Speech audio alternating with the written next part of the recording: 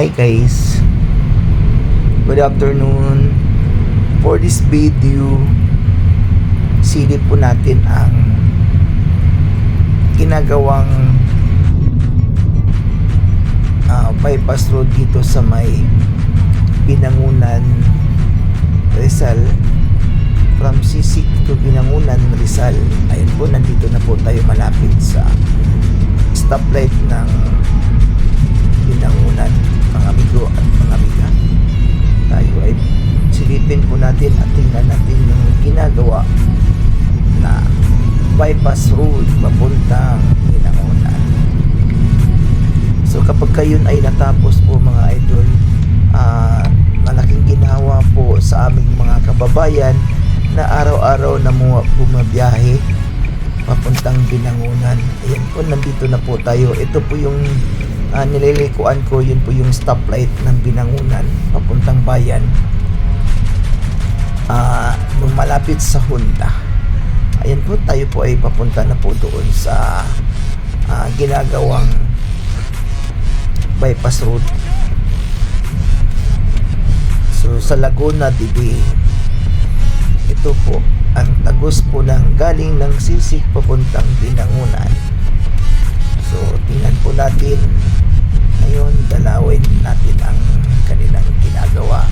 At ito po, sabi ko po kanina, malaking bagay po sa aming mga katulad naming motorista na bumabiyahe araw-araw papuntang Binangunan. Malaking kaluwagan po sa amin ito, dahil nga po sa aming dinanas ngayon araw-araw dito sa Pantok pa lang, napaka traffic araw-araw po yun.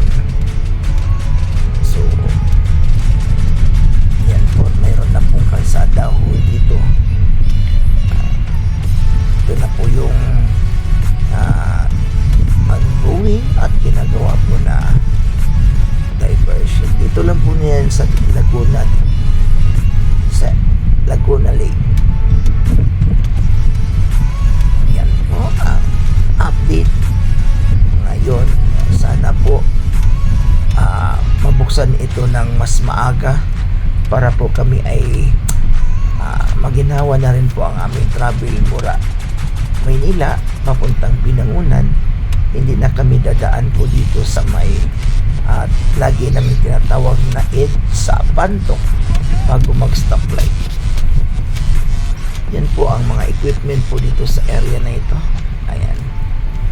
So, at iikot po tayo. Ayan na po. Ito naman po yung papunta na po ng Binangunan, Rizal. Ayan. Ayan, tagos na po yan doon. So, ayan po yung update natin ngayon mga amigo, idol. So, sana po ay ito po ay matatapos na agad, no? Marami pong salamat. Hanggang dito na lang po. Bye!